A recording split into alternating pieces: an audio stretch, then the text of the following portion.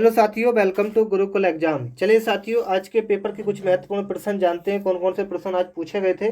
तो फटाफट साथियों वीडियो को लाइक शेयर कर दीजिए और चैनल पर पहली बार आए तो चैनल को सभी छात्र दबाकर चैनल को सब्सक्राइब कर दीजिए। आज का प्रश्न था कि प्याजे के विकास की अवस्थाओं में संवेदी गामक अवस्था समयोजित करता है, ये पूछा गया था। तो कौन करता है साथियों, ये करता है अनुकरण, स्मृति एवं मानसिक प्रस्तुतिकरण। तो राइट आंसर क्या था आपका, ऑप्शन नंबर ए वाला। एक प्रश्न आपसे ये पूछा गया था, शैशवावस्था कौन सी वर्ष तक होती है, किस उम्र तक होती है। तो शैशवावस्था जो होती है साथियों, वो आपकी 5 वर्ष तक होती है। कब तक होती है, 5 वर्ष तक। ठीक है, याद रखना। एक प्रश्न ये था कि निम्नलिखित कथनों में से कौन सा कथन गलत है, यानी कि असत्य है।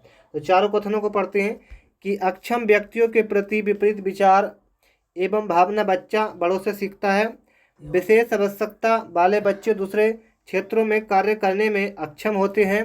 शारीरिक अक्षमता वाला बच्चा मानसिक अक्षमता नहीं रखता। तो इसमें से कौन सा विकल्प जो गलत था वो पूछा था। तो इसमें ये विकल्प साथियों, एक तो पहला गलत हो जाएगा और दूसरा गलत हो जाएगा, यानी कि ए और बी दोनों आपके गलत हो जाएंगे। तो राइट आंसर डी हो जाएगा। एक प्रश्न यह था, विद्यार्थियों की उपलब्धि का मूल्यांकन करने के लिए सलाह में उपयोग में आने वाली विधियां। विद्यार्थियों की उपलब्धि का मूल्यांकन करने के लिए सलाह में उपयोग में आने वाली विधियां आपसे पूछी गई थी।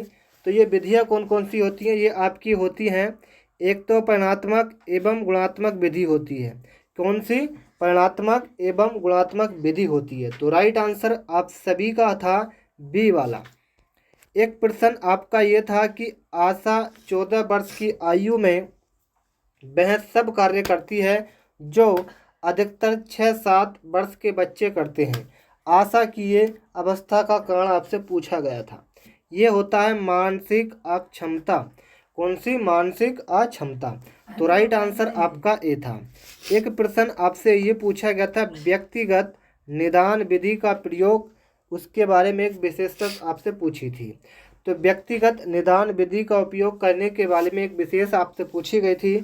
तो वो क्या थी साथियों, वो आपकी थी, इस प्रश्न का सही आंसर था दुर्लभ बालकों का अध्ययन। क्या साथियों, दुर्लभ बालकों का अध्ययन। एक प्रश्न ये था, सीखने का स्थानांतरण। क्या था साथियों, सीखने का स्थानांतरण पूछा था आपसे। तो 4 ऑप्शन थे, मैं आपको बता दूं। सीखने का जो स्थानांतरण होता है वो आपका होता है सीखी हुई वस्तु का अन्य परिस्थितियों में प्रयोग करना। क्या साथियों, सीखी हुई वस्तु का अन्य परिस्थिति में प्रयोग करना। तो आपका राइट आंसर जो था वो था आपका ऑप्शन नंबर सी वाला। एक प्रश्न ये था, व्यक्तिगत भिन्नताओं के मापन की सर्वोत्तम मापनी क्या होती है। व्यक्तिगत भिन्नताओं के मापन की सर्वप्रथम मापनी जो होती है वो आपकी होती है अंतराल मापनी। क्या साथियों, अंतराल मापनी।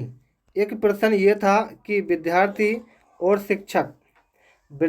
शिक्षक के बीच की एक संवेगात्मक प्रक्रिया जो उनके सीखने के वातावरण में बदलाव लाती है वह क्या होती है। तो वो क्या होती है साथियों, वो आपकी होती है, एक तो मूल्यांकन होती है, एक आकलन होती है।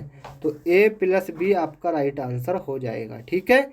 एक प्रश्न ये था, अध्ययन की दृष्टि से व्यक्तिगत विविधताओं का महत्व आपसे पूछा गया था।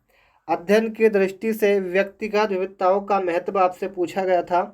तो इस प्रश्न का सही आंसर था विद्यार्थियों का समरूप समूह में वर्गीकरण। विद्यार्थियों का समरूप समूह में वर्गीकरण आपसे पूछा था।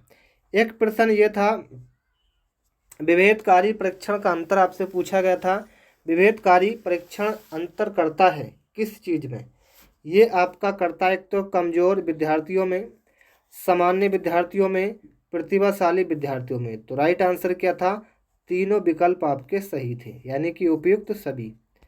एक प्रश्न आपका ये था कि एक बालक जो शारीरिक दोषों से ग्रस्त है उसमें उत्पन्न क्या होता है। एक बालक है जो शारीरिक दोषों से ग्रस्त है, उसमें उत्पन्न होती है किस चीज़ को लेकर। तो उसके अंदर क्या होती है, हीनता की भावना। क्या साथियों, हीनता की भावना। एक प्रश्न ये था आपका कि बालक में क्रियाओं को नियमित करने तथा रुचि उत्पन्न करने के लिए कौन सा कारक उत्तरदायी है। बालक में क्रियाओं को नियमित करने तथा रुचि उत्पन्न करने के लिए कौन सा कारक उत्तरदायी है, ये पूछा गया था। तो कौन सा कारक उत्तरदायी माना जाएगा, वो माना जाएगा प्रेरणा। क्या साथियों, एक सुझाव। चलिए एक प्रश्न और पूछा गया था, मूल्यांकन का उद्देश्य आपसे पूछा गया था। मूल्यांकन का उद्देश्य क्या होता है, ये आपका होता है, नोट कर लेना। एक तो बच्चों को उत्तीर्ण और अनुत्तीर्ण घोषित करना, दूसरा बच्चों ने क्या सीखा ये जानना, तीसरा है बच्चों के सीखने में आई कठिनाई को जानना।